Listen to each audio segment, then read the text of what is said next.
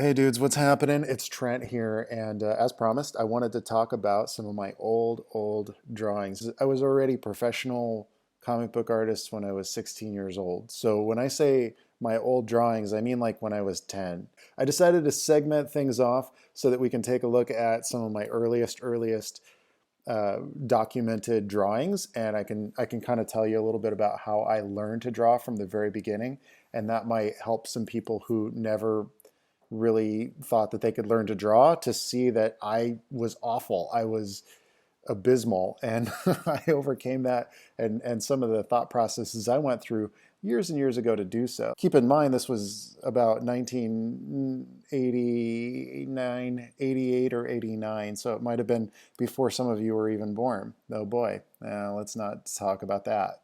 These were sent to me by a friend of mine named Benjamin Collier because I had lost track of them, and he contacted me out of nowhere and sent them over in an email. And I was good buddies with his brother. This was 1991, as you can see from my pencil scribbling. This is before I had a signature. I had just discovered comic books, and I just grabbed whatever I could find. This was Sharpie marker on a construction paper or something. Anyway, so I would go over to my friend Harry's house and we'd play a lot of video games. Anyway, we got super hooked on comic books around that time, and I loved Spider-Man. So I'd go over to my friend's house and this was my first job that I ever did. My first drawing job was that I would do these drawings for my friend's brother, who would trade me GI Joes. And back then, GI Joes were like the coolest thing ever. So I got like a Croc Master, and I think I even got some Star Wars figures. I think I got like a C-3PO from him too. I don't remember all of the figures that I got, but anyway, that was my first real gig. It was actually doing these drawings for Ben, who he loved comic books, and he thought, well, someday these would be worth something if Trent turns out to be a hot shot comic book artist. Some of the other things that I was really into, one of the first comic books I ever picked up was the Teenage Mutant Ninja Turtles. And I had to have my brother go in and buy them because back then the Teenage Mutant Ninja Turtles weren't a cowabunga dude kind of thing. They were actually really gnarly, and it was adult. It was a mature only comic book, and so I had to have my brother go in because he was a little bit older than me. He could pass for an 18-year-old, even though he was like, only a couple of years older than me. And I did some drawings for the comic book shop, and they looked about as about like the one that you're seeing on the screen now, and they hung it up in the window. So that was like, hey, maybe Trent could be like an artist someday, haha. And those were some really key moments for me deciding that I really wanted to do artwork. Was being able to trade for GI Joes that I really loved, and also being able to get my artwork posted and then just up in the local comic book shop. I was always, in fact, a huge Star Wars fan ever since I was a little kid, and I could tell you a ton of stories about Star Wars action figures. And back then, you could send away in the mail to get figures and stuff like that. Anyway, I did this. This was a couple of years later. I was just at the beginning of my career in comics. Creed had just taken off, and I still wanted those GI Joe figures, so I kept making deals with Ben for these drawings. But you could tell I really jammed this one out. I didn't study anatomy or anything back then because we didn't have Google. That was long before that time. And I didn't get my first computer until 1996. So we had to look up anatomy in art books in the library. As you can see, I really got carried away with the Star Wars drawings. This one I know was from about 1991 also. You can see how my signature was the old signature, and it got cut off. I wish these were better scans or photographs, but I feel lucky to even have them. Even though they're pretty awful. This was Sharpie marker with a ballpoint pen. Yay. Or maybe it was a felt tip pen. I don't know. You got the Millennium Falcon up here being chased by a TIE bomber. Or no, that's Vader's TIE fighter. Anyway, you got Luke and Vader fighting up here on the cliffside. And of course, there's a little snow speeder wrapping the tow cable around the AT-AT's legs. Ba-bam! I loved Star Wars. I've always loved Star Wars. One of the biggest influences on me. Here we got some more Star Wars sketches. These were probably from around that 1994-95 era. Consume you it will. So yeah, I didn't really use reference very much because, like I said, it was really hard to get my hands on. So this was actually drawn from, I think I was looking at the box of the film or something like that, or I might have been looking at a Drew Struzan poster or something of that nature. This one, I mean, I'm just as surprised as you dudes when I saw this. I was going through my flat file and I just had some of these old drawings from my parents' basement from years and years ago. This is Batmite. I don't even know why I drew this. I don't know anything about Batmite.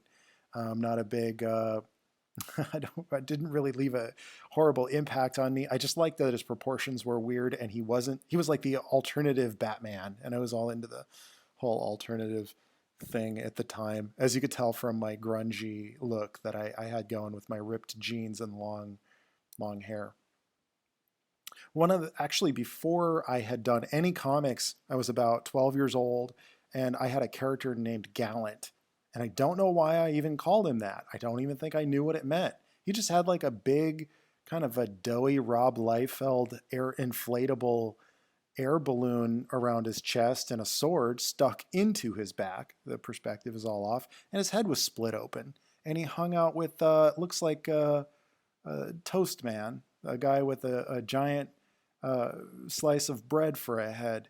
And this is the kind of thing that my 12, 13-year old brain was coming up with when I was thinking about superheroes. I was always just a little bit of a weird guy. I think it's because my first exposure to comics was not superheroes, it was the Teenage Mutant Ninja Turtles. And so when I sat down to do a comic book, it was always the weirdest stuff that attracted my attention the most. That whatever was the most unconventional and bizarre and not what you're used to. I've always been a deviant in that way. A deviant, I say. So all of this leads up to my first comic book was published in 1993. Let's see, I was born in 77. So that would make me in 1993, that would make me, let's see, 16. So there you go. That was my first published work was in when I was 16. I don't want to talk too much about Deadbolt other than to say that he was sort of a religious superhero who died in every issue that he appeared in. Yeah, about three. He appeared three times and he died in every issue. So that was his resurrection. Anyway, it was so dramatic. His first appearance was in Hall of Heroes #1, which was our first book that we had published through our little indie comics imprint in 1992, possibly 1993. So back in the 90s, if you were into comics, then you knew all about Wizard Magazine. Wizard Magazine was the go-to source for info about comic books in the 90s. It was a price guide, and they also featured drawing tutorials, and it also featured interviews with comic book artists and writers. And it was just really the go-to magazine for comic book fans in the 90s. And this was 1994. At that time, I actually, this is kind of the irony of the whole thing. In early 1994, I did a fan piece of, my favorite characters at the time, Wolverine and Nightcrawler. I loved Sam Keith's Nightcrawler, by the way. So around that time, early in 1994, I was still in high school. I had just published Creed, and I did a fan cover for Wizard Magazine. Of course, I did a bunch of these. I did all these kind of things. It's like I just really wanted to. I imagined myself as a famous comic book artist, and by the end of 1994, I was actually in Wizard Magazine, and this was really the article that sparked my career. Look at that handsome guy. So grunge. They had sent a photographer to my high school and did this whole like 4 or 5 page write up about a 17-year-old kid who was a professional comic book artist doing his own creator-owned project and selling his IP to Disney and various other entertainment companies for trading cards and toys and all kinds of fun stuff with Creed. And I don't want to go too much into the Creed thing either, because the point of this whole video and the thing that I really want to get to is that I had a lot of doors blocking me, just as you may find on your journey as an artist. You will find people who will shut you down and say you can never do video games or you can never do comic books.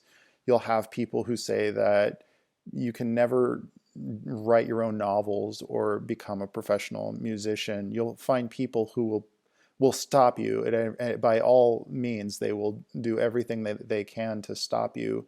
But the thing is that if it's truly what you love and you really embrace the passion and the journey of doing it, you'll just do it anyway. You'll find loopholes, you'll find ways around it. I was shot down by so many publishers for my very poor artwork early on, and it was just through sheer perseverance and determination and just enjoying the journey and the craft of doing it and telling stories and writing my own books and